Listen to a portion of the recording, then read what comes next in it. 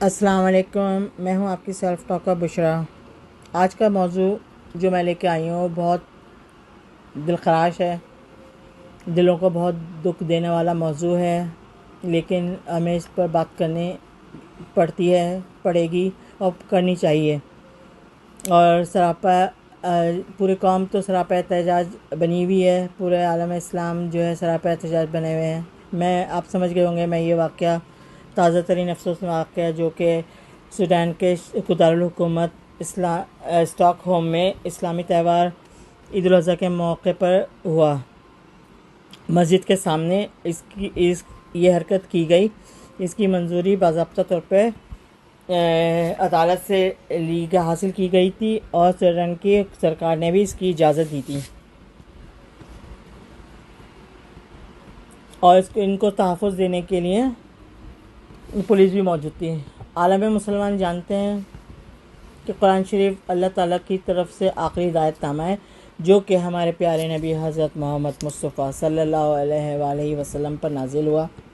اس کتاب کے آنے کے بعد سابقہ تمام کتابیں منسوخ ہو گئی تھیں، جو اپنی اصلی حالت میں بھی باقی نہیں تھیں اور آج بھی تحریر شدہ ہیں۔ ان کے ایک سے زائد ٹیسٹامنٹ موجود ہیں جو بعد کی اقوام نے اپنی ضرورت کے مطابق بنا لیے ہیں۔ اس کے برعکس قرآن حکیم آج بھی اپنی اصلی حالت میں موجود ہے۔ اس کی حفاظت کی ذمہ داری خود رب کریم نے لے رکھی ہے۔ قرآن کی بے حرمتی کا یہ واقعہ واحد ثانیہ نہیں ہے۔ اس کے یورپ سے تواتر اس کا اعادہ ہوتا رہتا ہے۔ اس سے قبل سویڈن کے اسی شہر میں جنوری کو بھی ایک ایسا ہی ثانیہ در سرکار کی سرپرستی میں واقع پذیر ہو چکا ہے، جس پر اسی طرح پوری دنیا سراپا احتجاج بن گئی تھی۔ ہر طرف سے مذمت جاری ہے۔ روسی صدر پیوٹن نے واضح طور پر کہہ دیا ہے کہ ہم ایسے کاموں کے خلاف ہیں۔ روس میں آپ یہ کام نہیں کر سکتے، ان کے ملک میں یہ جرم ہے جس کی سزا ہے۔ جن ممالک میں ایسی حرکتیں کی جاتی ہیں وہاں کی حکومتیں اس اقدام کو فریڈم آف ایکسپریشن یا اظہار رائے کی آزادی کا نام دیتے ہیں، مگر یہ حقیقت میں فریڈم ہپوکریسی ہے۔ میرا سوال یہ ہے کہ سویڈن میں جس طرح قرآن کی بے حرمتی کی گئی ہے، کیا اسی طرح کسی اور مذہبی کتابوں کی بے حرمتی کی جاتی ہے، یا جیسا کہ توراہ کو جلایا جا سکتا ہے؟ اس کا جواب ہرگز نہیں ہے۔ توراہ کی بے حرمتی وہاں نہیں کی جا سکتی، یہ قانون کا حصہ ہے۔ اس کا ایک مشہور واقعہ بھی ہے جو ماضی قریب میں سوڈان کے شہر اسٹاک ہوم میں ہی پیش آیا۔ اسرائیلی سفارت خانے کے باہر توراہ کو جلانے کے اقدام کو روک دیا گیا تھا۔ اس بارے میں وہاں تعینات اسرائیلی سفیر کا بھی بیان میڈیا پر آیا تھا۔ دراصل ایک 34 سالہ ملحد وہاں توراہ جلانا چاہ رہا تھا، جس کی مزاحمت کر کے حکومت نے اسے روک دیا تھا۔ اسی طرح یہ واضح ہو گیا کہ وہاں دوہرا معیار ہے۔ سرکاری خرچ اور ٹیکس پیئر کے خرچے پر قرآن کو شہید کرنے کی اجازت ہے، مگر دوسری مذہبی کتب کو مثلاً توراہ کے بارے میں ایسا مت سوچیں۔ ظاہر ہے مسلمان تو ایسا سوچ بھی نہیں سکتا۔ قرآن حکیم میں واضح طور پہ یہ حکم دیتا ہے دوسری کتابوں کو اور ان کے جھوٹے خداؤں کو بھی برا مت کہو۔ مسلمان ساری کتابوں اور تمام پیغمبروں کو مانتے ہیں، یہ ایمانیات کا حصہ ہے۔ توراہ کا ذکر بھی قرآن میں ہے، جس کا مفہوم ہے کہ بے شک ہم نے توراہ کو نازل کیا جس میں ہدایت اور روشنی ہے۔ اس قبیل کے مکروہ چہرے یہ دلیل پیش کرتے ہیں کہ ہمارا مقصد تو دراصل ڈیبیٹ کے لیے راہ ہموار کرنا ہے۔ حالانکہ ایسی کوئی بات اس اقدام میں نظر نہیں آتی۔ مکالمے یا ڈیبیٹ کا جہاں تک تعلق ہے، اس کی کھلی دعوت تو قرآن حکیم خود دے رہا ہے۔ چنانچہ مباحث کا راستہ کھلا ہوا ہے۔ قرآن حکیم کی دوسری سورہ نمبر 2 آیت نمبر 23 میں یہ بات موجود ہے، جس کا مفہوم ہے کہ تمہیں اس کتاب میں اگر کوئی شبہ ہے تو تم اس کی جیسی کوئی سورہ بنا لاؤ، مگر آج تک کوئی اس چیلنج پر پورا نہیں اتر سکا۔ یہ بھی کیسا قانون ہے جو ایک طبقے کے جذبات کو کچلنے کے لیے ہے، جبکہ دوسرے طبقے فکر کو فرحت اور خوشی فراہم کرتا ہے۔ حقیقت میں اس سے کوئی فائدہ نہیں ہوا کرتا سوائے نفرتیں پھیلنے کے۔ اسلامی دشمنوں کے دلوں میں نفرت اور بغض عنات رکھتے ہیں۔ وہ ان اقدام سے ظاہر ہوتا ہے کہ اس سے ان کی مدد نہیں ہو سکتی بلکہ ڈسٹرکشن ہوا کرتی ہے۔ یہ دوہرا معیار کیوں؟ آخر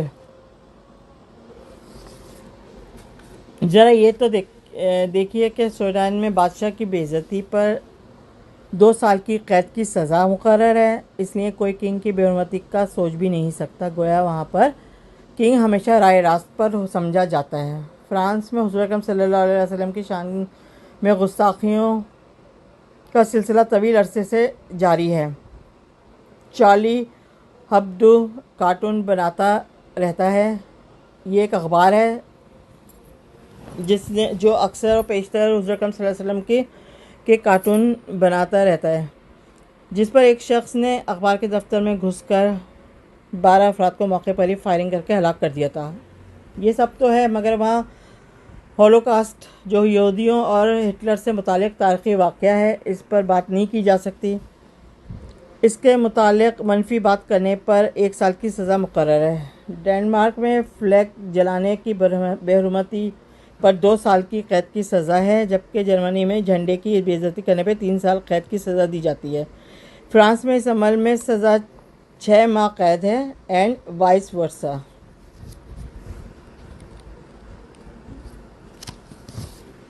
بہرکیف یہی کہنا چاہتی ہوں کہ آزادی اظہار سے کوئی تعلق نہیں ہے اس کا، بلکہ یہ نفرتوں کا اظہار ہے۔ نفرت سے کوئی مسئلہ حل نہیں ہو سکتا، لہٰذا اس فضول کام سے بچیں، بجائے اس کے کہ آپ مقدس کتاب کو جلائیں۔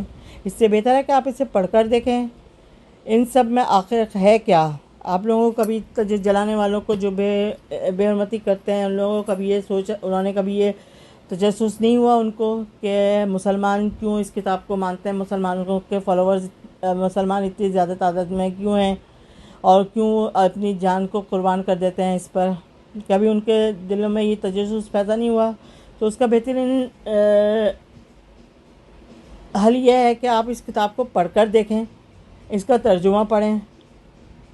اس سے حقائق آپ پر ظاہر ہو جائیں گے۔ جب آپ اس کے بعد آپ برننگ چھوڑ کر اور لرننگ پر آ جائیں گے، تو یہ کتاب آپ کو